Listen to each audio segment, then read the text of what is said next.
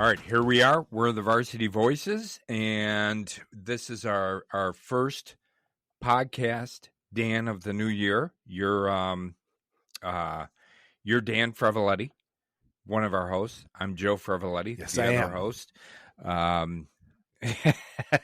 Good. Did you miss it, Dan? We've been off for what, a week and a half, 2 weeks? Yeah. Something Feels like like that? forever. It feels like forever. Yeah. I think our last one was 2 weeks ago. So yeah, it's good to be back. How much did you miss it?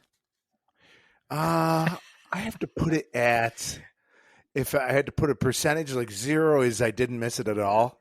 Right. 10 is I thought about it every waking moment. Right. I think it's probably an 8, Joe. All right. Yeah. I think I'm right. I'm right there with you. I think it's an 8 for me too.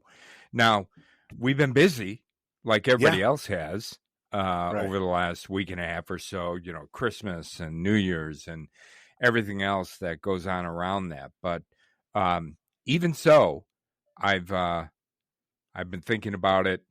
It's an 8 out of a 10 for me too.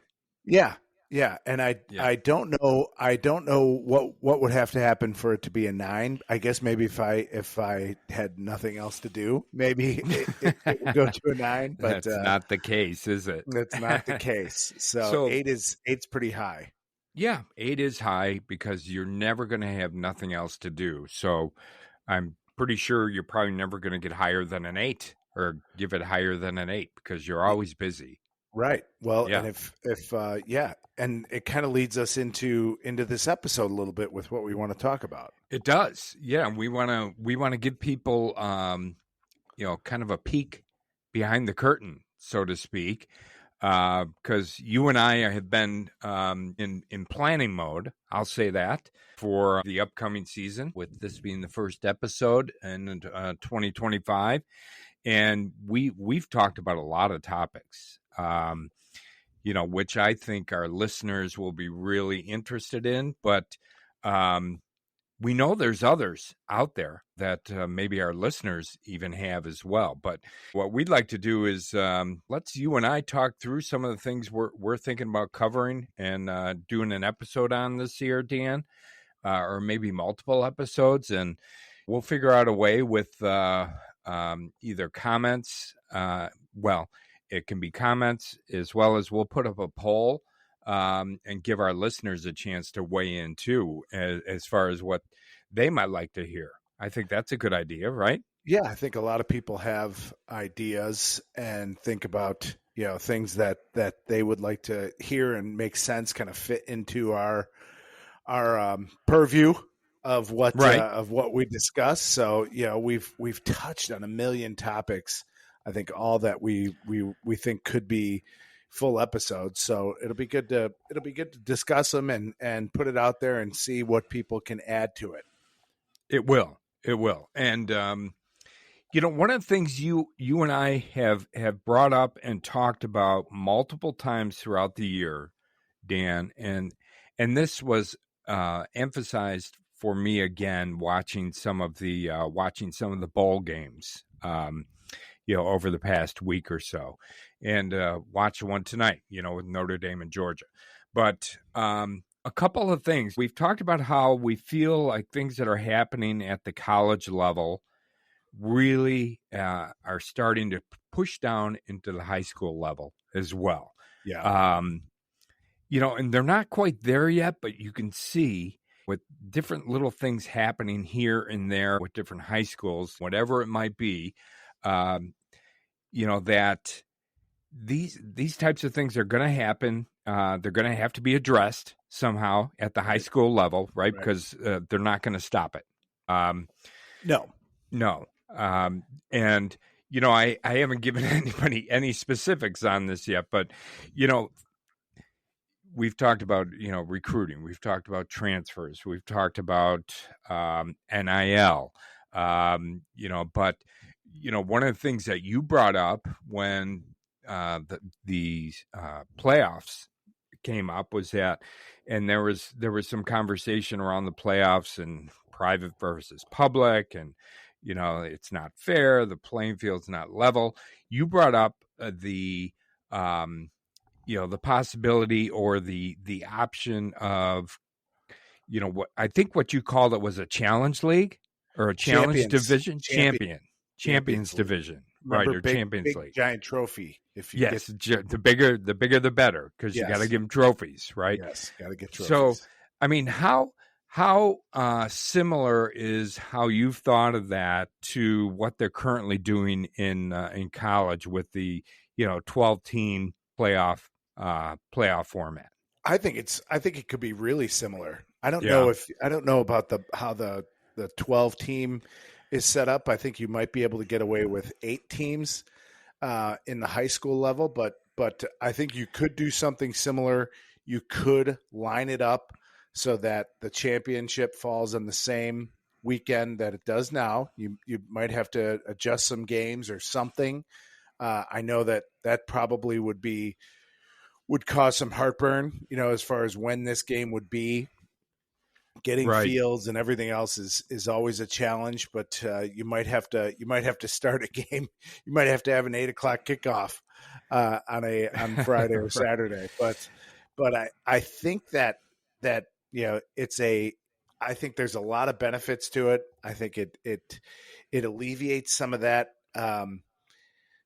pain that some of these schools feel like, that it's the same schools over and over again, even though we've shown that it's not. It's not necessarily. You've got traditional powers, you do. There's no doubt about it, but that does ebb and flow. So I think there's that. I think the interest would be amazing. I think you could probably, right now you might get a televised game on a network. So I'm talking about either how they do it with the U or someone else, but I think you probably could put one of these games or put all these games on a network every week, Right. So leading up to the finals. So Mhm. from the first games, well, we'll call them the quarters, the semis, and the finals. I think you probably could leave that where it is, it is something that gets a lot of attention throughout the year as well. I think it creates a new revenue stream for the IHSA, Right. with some of the advertising potential. I think it gives opportunities then for more teams in the playoffs, from 1A to 8A. I don't think you have to change that, other than you eliminate these 8 teams. And if you wanted to make it 12, I guess you probably could, if you wanted to make it where it lined up where every week there was a playoff week. You had a Champions League playoff happening as well. Yeah. I just think that you could. It's something that is interesting to me, and might curb some of the barking that you hear right around the state championship time. Right, because we talked about it, and you would have pulled out, if you were just looking at the top 8, right? And if you would have taken those teams and put them in a different bracket, so to speak, in the Champions bracket or Champions League, I mean, it opened up several possibilities for other schools within the different classes, 8A to 1A, right? Yeah. So I think from that standpoint, it's a really interesting idea. I think and what my one thing was on it was that all these schools, 8A, think of Loyola, right, and Lincoln Way East, and 5A, think of Joliet Catholic and Nazareth, right? They would have both been. They were probably in the top 8, top 10 rankings, and there are other schools. Montini was up there as well. I don't know if they would have been, top 8, top 10, but pretty close. So, one of the things, they go into the season and they want to win a championship in their class. If all of a sudden you bump them up to that championship league, that it's win or go home, right? And you might be playing an 8A school, you're a 5A school, 4A school, it's that kind of thing. It's the same kind of argument, but I think some of the schools would look at it as a real challenge just like you're. And some would be, no, I don't want to do it, because I want to win the championship at 4A, so we can say we've got a giant trophy from 4A. Right? That's my reason for the big trophy. Yes, bigger the better. Okay, yeah. So when you are picked, or when you're slotted into that Champions League based on rankings by a neutral third party, and Max Preps is perfect. Yes, it is. I thought what they did this year was really, really darn close to what kind of the eye test tells you as well. And they don't care about class. They care about schedule and wins and who you played. And I just thought that was really good. But to be selected is an accomplishment that needs to be highlighted. And the IHSA would have to make sure that they highlight those teams that just made it by giving them a big giant trophy. Yeah. Or if you tie it back to like what they're doing in college, like Notre Dame tonight, they won the Peach Bowl, right? They beat Georgia. They won the Peach Bowl. So they're Peach Bowl champs, and they get to hold up that giant peach, right. Trophy. So maybe it's something like that. You call each of the games something, and whoever wins that, even though maybe you're not yet the champ, the overall champ in the Champions League, but at least you got that. We won the Peach Bowl trophy. Yeah, I mean, and that's a good idea too. And I think if you get a little creative and you think outside the box a little bit, and don't be hampered. If you're going to do something like this, go all the way. Yeah. Go all the way and think of things to make it special. And, I think that way people would buy in. And if I'm Loyola Lincoln Way East, like you mentioned, this is something to strive for, at the beginning of the season. We want to be in the Champions League. Right. That's where we belong. So that's our goal is to get in. First. And then once we're in, we want to win the whole thing. I like something you just said there, Dan. And I think, if the IHSA listens to us, which they should, because I think we've got really good ideas. Yeah.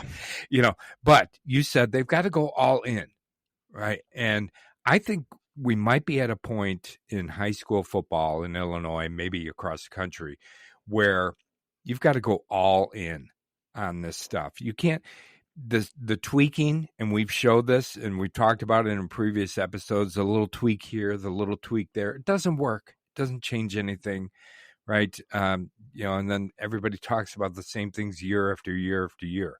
But I like the idea. It's like, boom, you be a change agent, you go all in, and let's do this. Let's do it right. Let's level the playing field. Let's let this happen. Let that happen. And I think people would embrace that, and it would be fun too.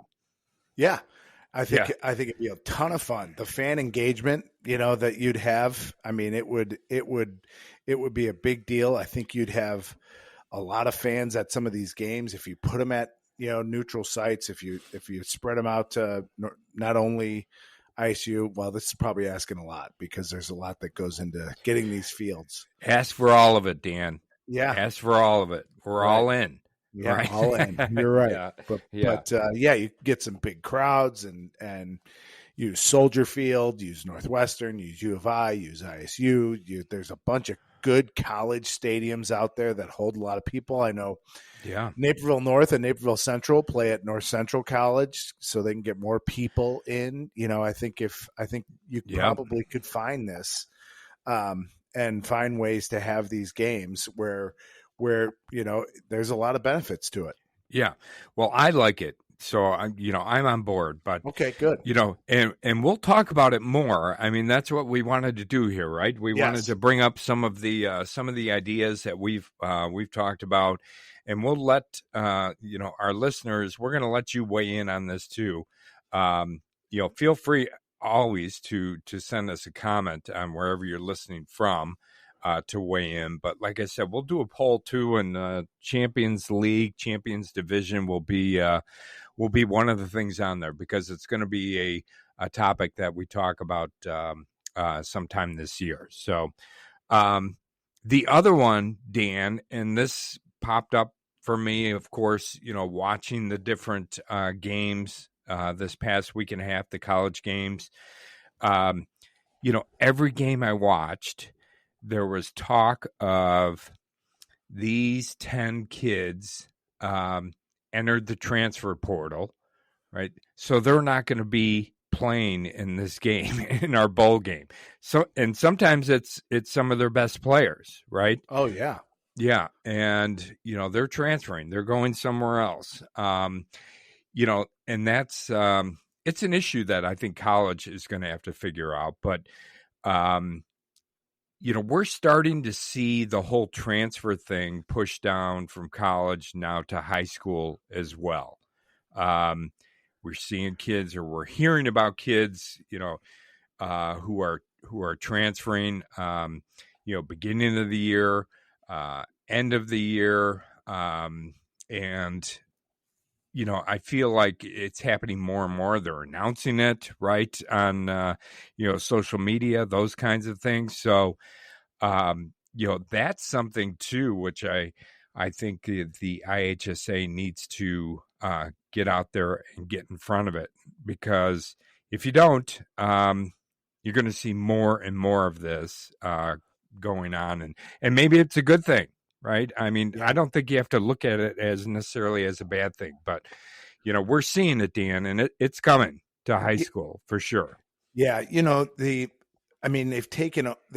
feels like I'm going to sound like an old fogey here, which I am, but but if it, especially in high school, you've got to, it is not about football, basketball. It's what? It's not. But I feel how like can you say that? We've had this before. We've had this discussion, so right.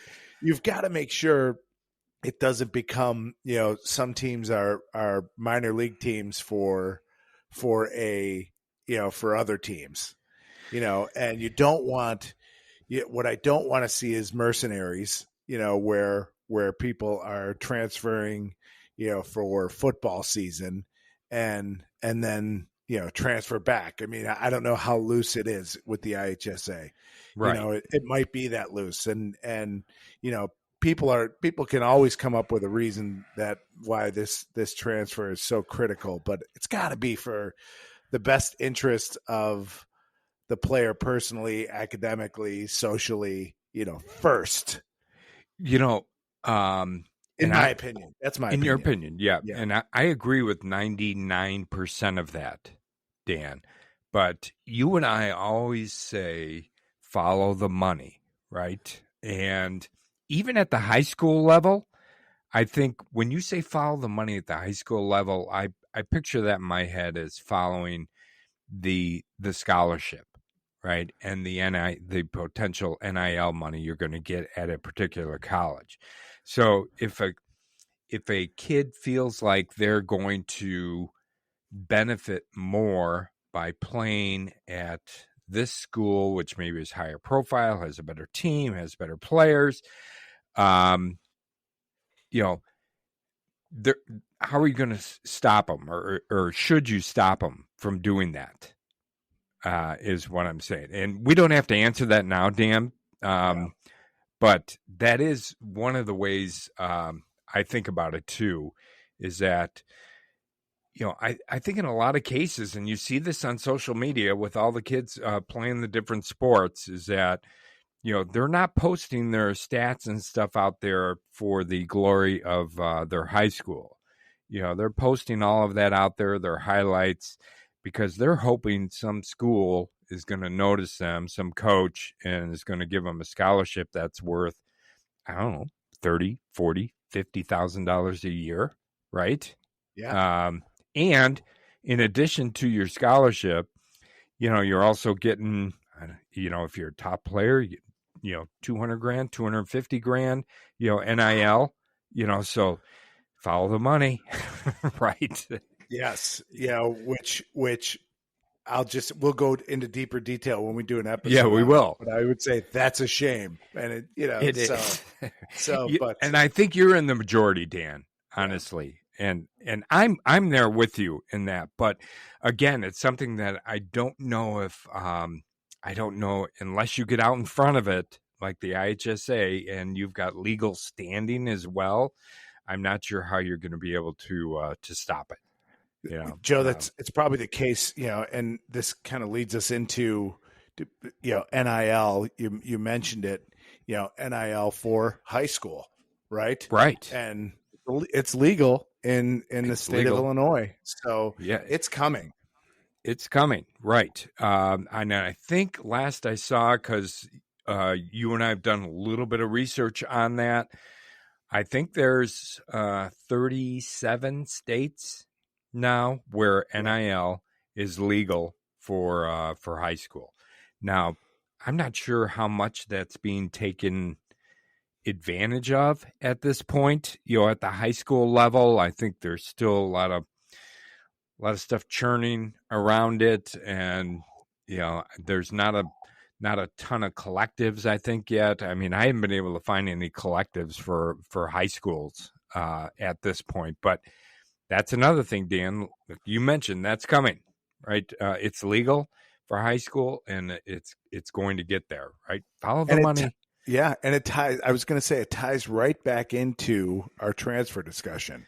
Oh, for sure. School with a collective versus school without a collective.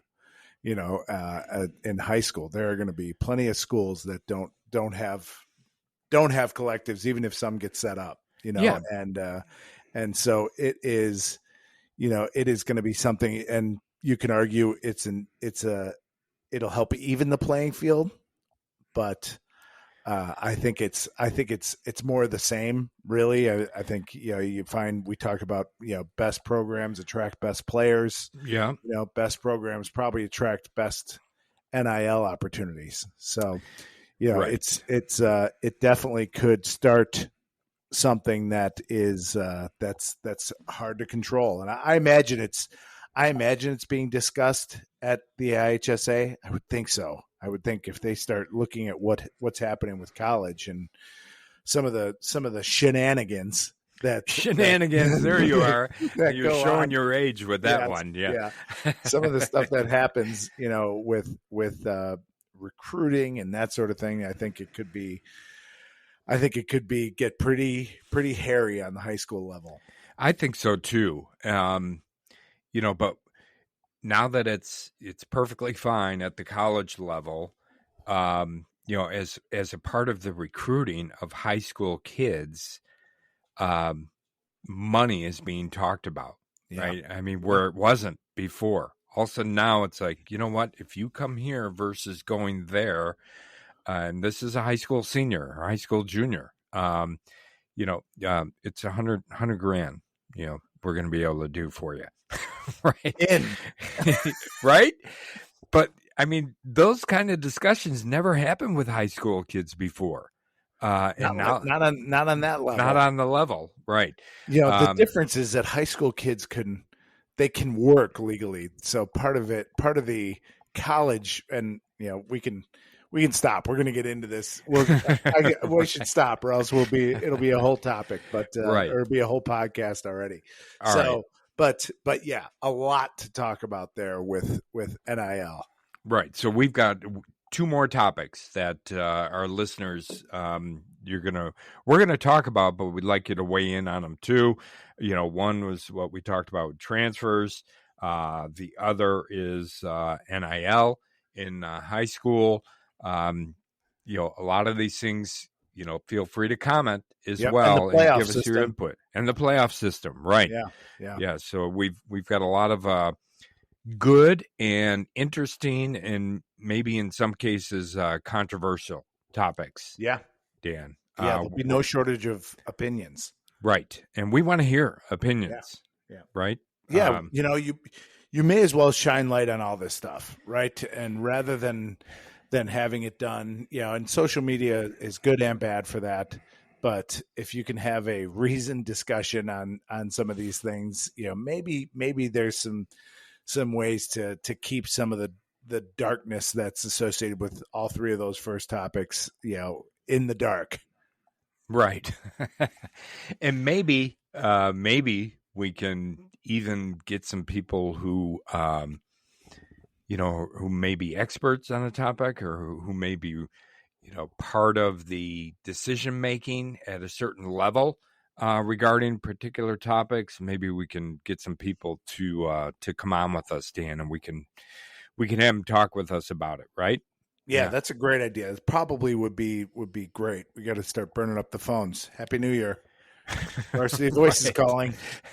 I have asked some people on some of these topics.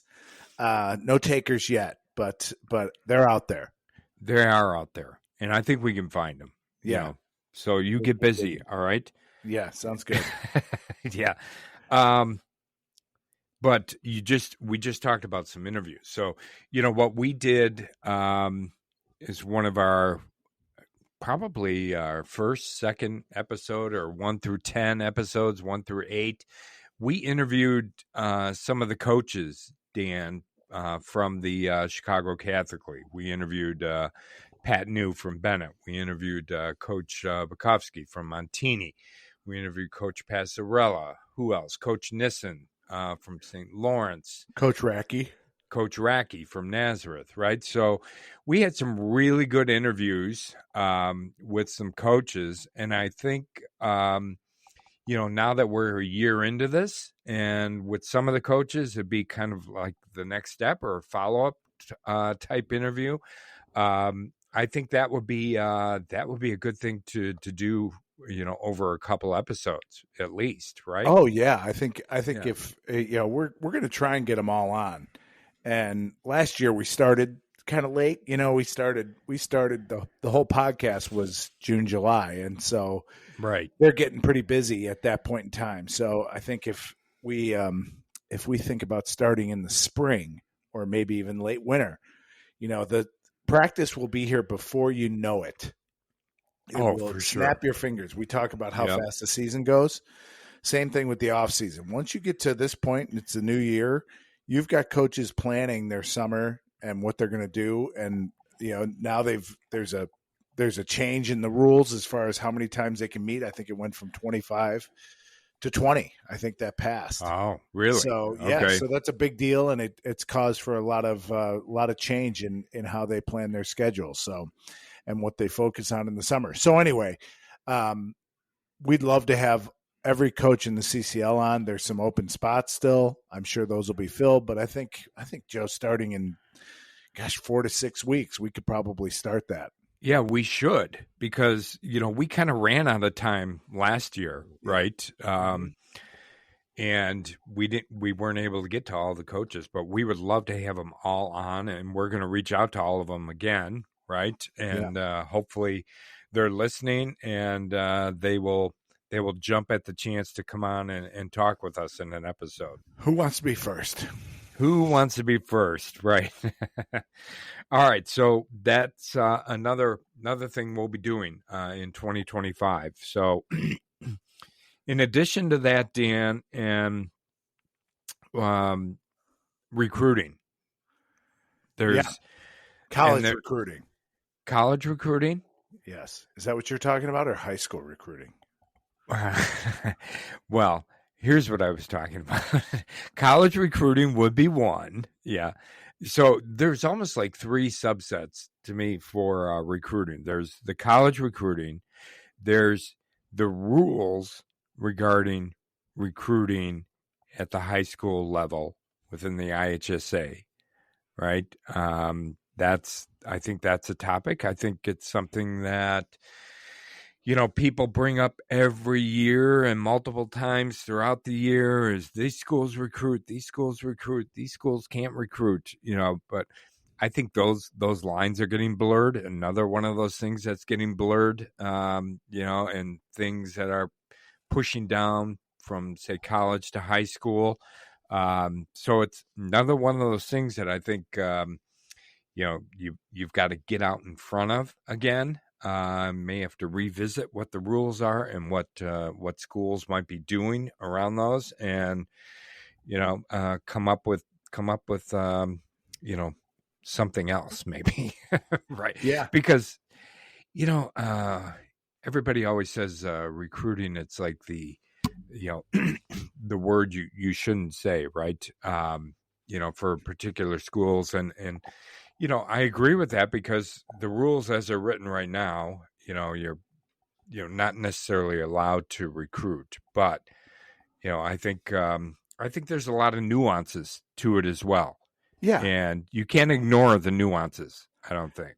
I mean, theoretically, every player, every student in this entire conference is recruited. Every student, right? Right. Because yes. you and your family, and however you go about making that decision. We've talked about how our decision was made. We had zero input. Right. But you're seeing going there. Yeah, you're going there. And right. So every student is recruited. Like we were three athletes, but our sisters went to Bennett as well, and they were not athletes, but they had to make a choice to go to Bennett based on what Bennett offered. And right. That was, and when I said they had to make a choice, mom and dad had to make a choice as to where they were sending their kids. So theoretically, every student at a Catholic school is recruited. So I know that is really, not what people are talking about when they talk about athletes and recruiting. Right. And it is a different animal than just recruiting based on academics or programs that the schools have, but they have to draw people. And so they have, they have to lean on what they offer to do that. Anyway, so getting deeper down into that again, but yeah, there's a lot of great topics within recruiting, in high school. I'd like to talk about the players who have signed and are committed to go to play football, right, from the conference, regardless of division. So whether it's, FBS, FCS, Division III, and anyone that's going to play, I think it's kind of cool. And it's cool to see some of the Catholic League guys. We talked a little bit about the game tonight. Pat Coogan from Marist, right, the center at Notre Dame. He high profile guy, and congratulations to him. And I'm sure Marist is very proud of that. So I'd like to highlight those guys too. There's probably guys at North Central, and everywhere that is available probably has Catholic League guys going to play football. Yeah, well, we know how highly recruited the Catholic League is, right? At all the different levels, of college football. So, I think people would like to hear about that. Because not only is it an accomplishment for the kids who play in the Chicago Catholic League, but in my opinion, it's also a something that the schools within the Chicago Catholic League can use further to kind of boost their school, right? And their program and their right. If you come to our school for our wonderful overall programs, whether they are academic or athletic or intramural, whatever they might be, these opportunities are going to present themselves for you. Yes. How's that? I put that pretty good, didn't I? Yeah, I think you might get some calls from some schools. Right. They need some admissions help. Right.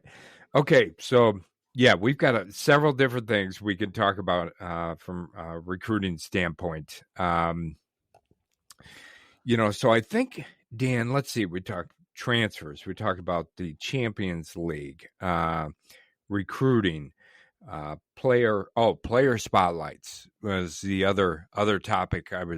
We've talked about this. I think we've mentioned it from a standpoint of like futures or something like that. Looking kids who are up and coming within these different programs, right? And putting a little spotlight on them. I think that'd be fun to know the names of the players that we're going to hear about come the fall that we haven't heard about at all.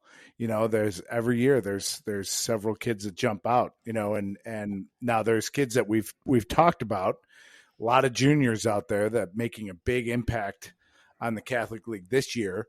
sophomores, right, in Yeah. quarterbacks that we've seen, but there's sophomores at other positions as well who might not get the notoriety of a quarterback. So we want to make sure we highlight them. Some freshmen.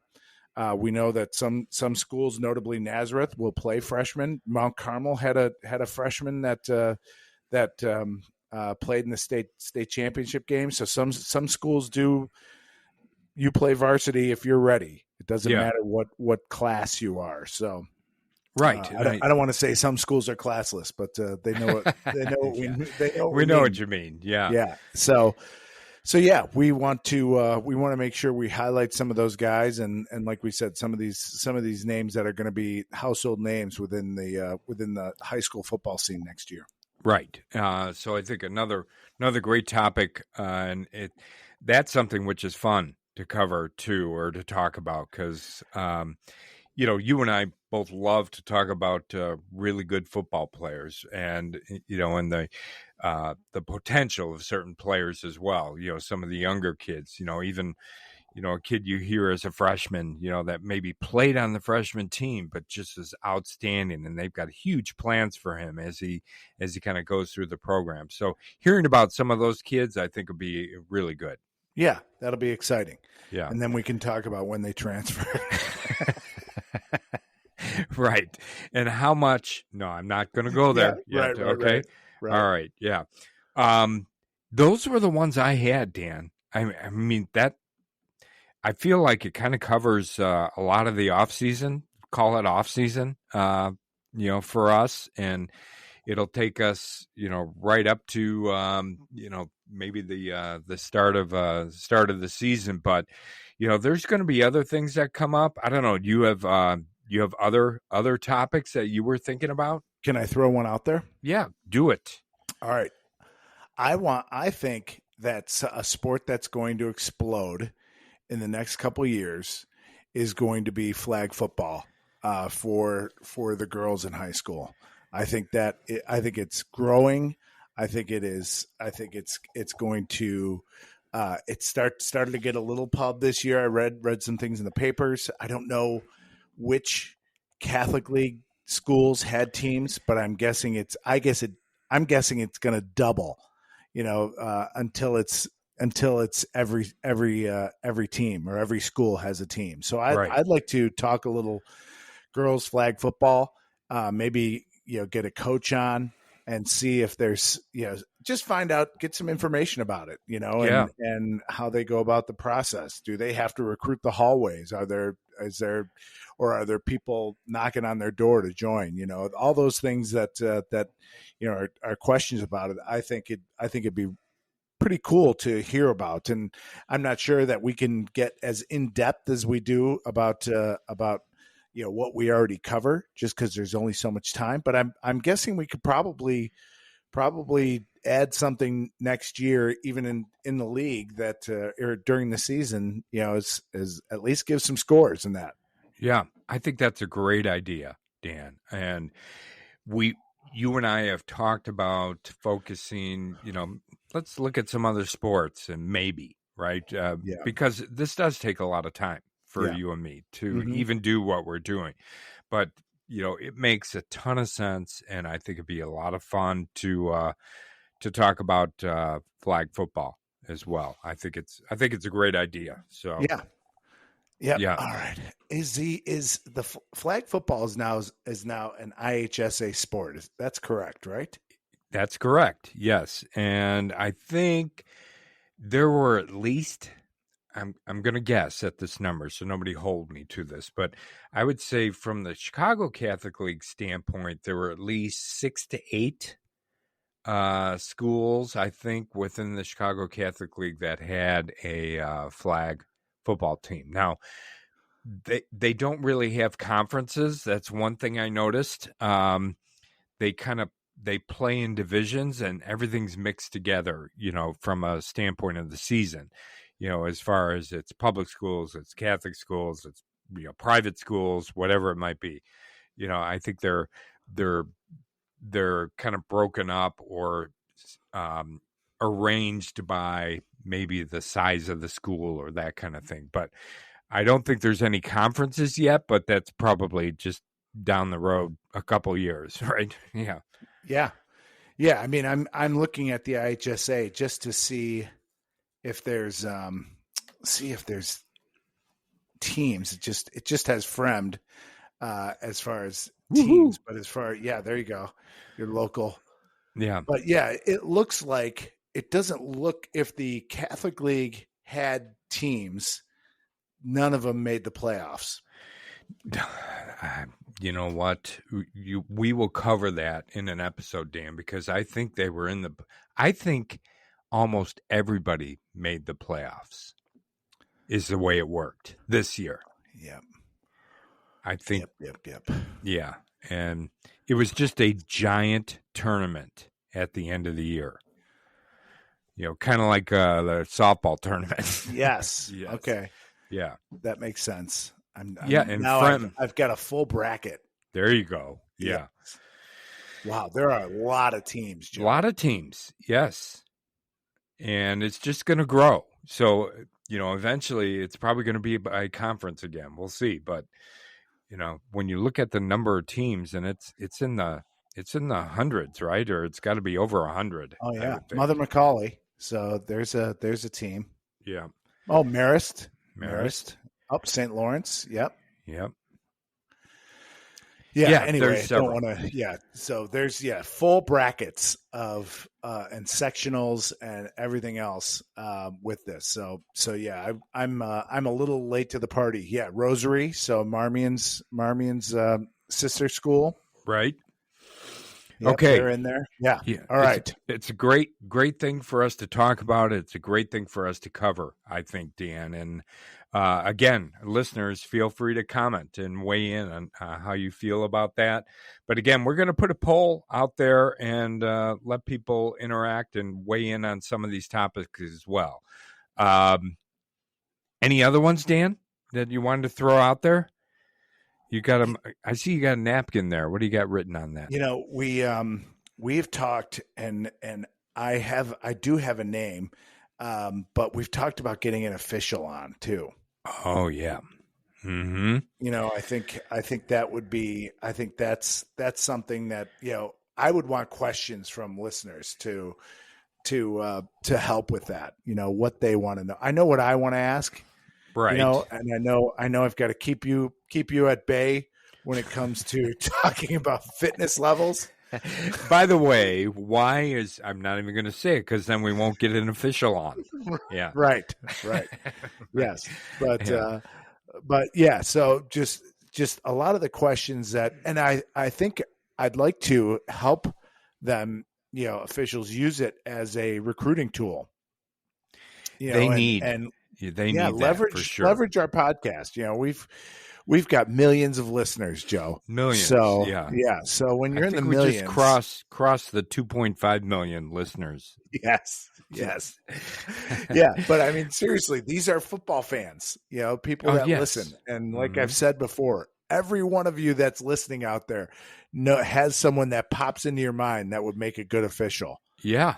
And so if you're complaining about it like we are, then there's stuff we can do about it too, and offer that up there as to people as something that they could do to get involved, help the sport, make a little money, maybe even more than a little money. I don't know. You probably make decent buck. They make decent money. You know. So but all questions I'd like to let them expound on, as well as talking about interference calls. Yeah, getting in right in the middle of the game when there's a minute and a half left. Yeah. You know, but you see it. I mean, we complain about it on the high school level, right? But you see it in all these college games. These often, if it's no longer can anyone say, "Oh, there's no play for 3rd and 28 in the playbook." Yes, there is. Throw it deep.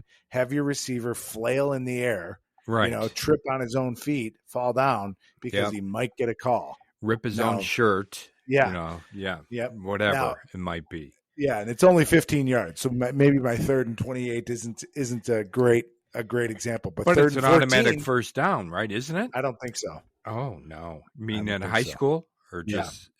Yeah. Okay. See, that's why I'm not an official. Yeah, but You got a first down. Oh, sorry. Nope, you don't. Go ahead and punt. Right.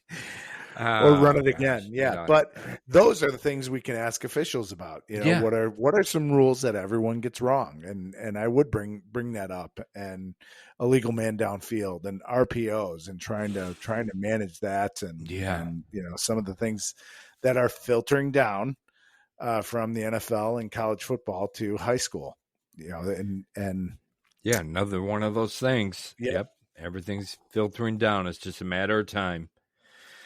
Yeah. Okay. Yeah. We've got a lot of stuff. We've too, got a hefty list. Yeah. Dan, which is good. I like it. You know, because it's going to make for really interesting listening for all of our listeners from now till the next season starts. Right? Yeah. We'll keep everybody informed, busy, and what else? Provoke some thoughts. Yes. Very thoughtful as well. So, yeah. So I think that's it, or at least that should be it, Dan. But Yeah. you know, we'll let some of our listeners as well comment, like we've been saying this whole episode. If there's something that you want us to cover or hear us talk about, and you think it's something that's interesting and would interest other listeners out there, please weigh in on that. Yeah, and we're going to have an exciting 2025. We've got a lot of even further behind the curtain things that we want to do this year. We'll see if we think this list is long. The list of the things that you and I want to do and accomplish before next season is pretty extensive. So it's exciting for us. We hope listeners are excited by it, and we think we're going to do more to keep adding value to listening. So thank you everyone for listening out there, and we'll make sure to do our best to keep you entertained. Yeah, well said. Thank you to all of our listeners. Happy New Year as well. We're looking forward to 2025. We hope you are too. We will be here every week, bringing you the things that you like to listen to. So please feel free to like us, subscribe to us, follow us, wherever you're listening from. We appreciate that. And as always, thanks for listening.